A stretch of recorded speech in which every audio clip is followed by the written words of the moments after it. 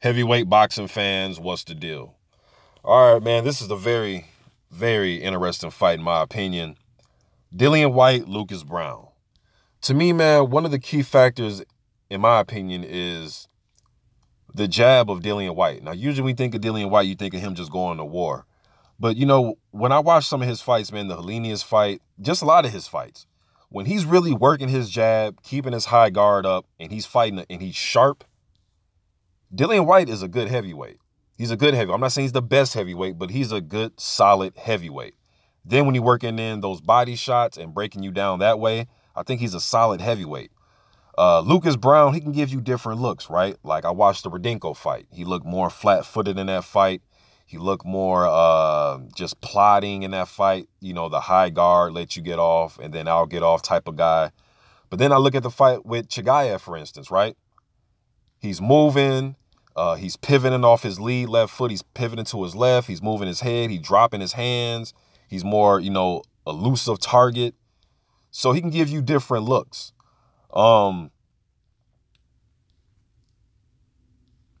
it comes to power, I would favor Lucas Browne with the power punching. But I think that Dillian Whyte, I think he should test the stamina of Lucas Browne. Lucas Browne, man, somebody correct me if I'm wrong, but I believe the last time I checked, when these guys get in the ring in March, I think from 2015 to right now, I think this will be Lucas Browne's, his either third or fourth fight. I want to say his fourth fight. This will be Dillian Whyte's 12th fight in the last 3 years or 3 calendar years. So Dillian Whyte's been way more active. Now, Lucas Browne, I've seen him on Instagram. He's training. He's riding his bike. He's running. I see him do different things over the last couple years. I know he's had situations with drug testing issues after the Chigayev fight, that whole thing that went down. And then the fight he had with Shayna Briggs that was on the table, then that got canceled. So it's just, I don't know, man. Like I'm favoring Dillian Whyte, but I'm not 100% behind that prediction. But I'm gonna go with Dillian Whyte because I think he has the youth on his side, and and I think he's a more active fighter, not just recently in years as far as taking fights, but when he's in the ring, his activity, his output. I think he should test Lucas Browne's stamina, test those legs. Like I said, I've seen Lucas Browne move around the ring, move his head, pivot, but let's really test those legs from round one. You know what I mean? Test that body from round one and see how he holds up later into the fight. Now, one of the ways I think that Lucas Browne can catch Dillian Whyte is if Dillian Whyte chooses to go to war. If Whyte goes in there and just chooses to go to war, then it's going to be a tough fight because then you're getting, you're giving Lucas Browne the opportunity to catch you in between exchanges. You know what I mean? And I think Lucas Browne may take that approach where he may let Dillian Whyte have this high volume, this high output, and try to catch him in between Dillian Whyte's combinations when he's not expecting punches coming or he's sneaking quick shots in there. Helenius buzzed Dillian Whyte. He buzzed him with a shot that Whyte didn't see coming. It was a short chipping shot.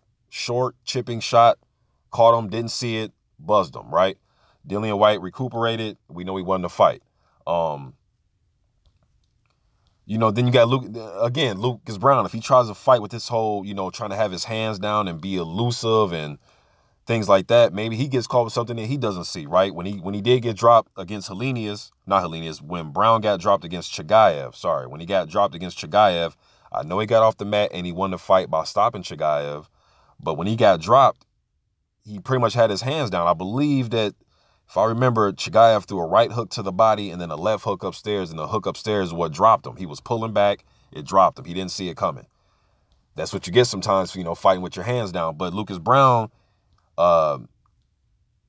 pretty, to be 6'5", what is he, 245 pounds or something like that? To be that big, man, he's pretty elusive when he wants to be, but sometimes you get caught with shots you don't see when you got your hands down like that, so... Man, I'm going to do more videos about this fight. Just want to give some quick random thoughts about the fight, man. I'm going with Dillian Whyte. Man, I think it's 50-50, but since I'm favoring Dillian Whyte, I'm literally favoring him like 51-49. I mean, because I just don't know, because it's like a part of me is like, man, if Dillian Whyte uses his jab, keeps a high guard up, watches for those, you know, overhand rights and left hooks from Browne, and he works his body and tries to break him down. But then there's a part of Dillian Whyte where if you hit him or you tag him or you try to test his bravado, he'll go to war with you. You know what I mean? So if Browne can get him to go to war, anything can happen in this fight. I mean, anything's going to happen. I mean, anything can happen anyways, but really, you know, I have that feeling if they start going to war and having a slugfest. Because I would favor Browne when it comes to power punching, but I would favor Whyte when it comes to just total output and just letting punches go. You know, so I'm going to go with the youth. And I want to see if Dillian Whyte is going to test the stamina of Lucas Browne, man. You guys correct me if I'm wrong, man, but in the last 3 years, I believe this will be Dillian Whyte's 12th fight, and this will be Lucas Browne like 3rd or 4th fight. I know Browne's been training on Instagram, and I, you know, see him in the gym, see him riding his bicycle, see him, he traveled. I haven't seen him travel for some sparring, and he went to, I forgot what country he went to, but he traveled for some sparring, doing his thing.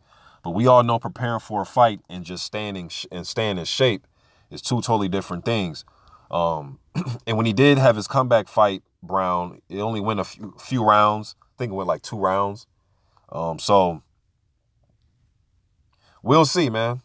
We will see. But I know Browne, I watched the IFL TV interview today, and Browne was talking about the reason it took him so long to get a fight on the table is because he had some options. You know, he had Joseph Parker.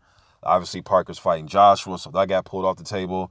Then he said it came down to Dillian Whyte and Dominic Breazeale. So 2 good fights. And I did not know he was going back and forth on social media with Hughie Fury for a while here. And then I know that the Whyte versus Browne fight, they were trying to make that fight in replace of Helenius. And Browne said that the money wasn't right and it wasn't enough time to, you know, ample enough time for him to train. That's neither here nor there. They're going to fight now, so we'll see what happens now. But just some quick random thoughts, man. I'll do more as this fight approaches. You guys let me know what you think in the comment section. I'm gone.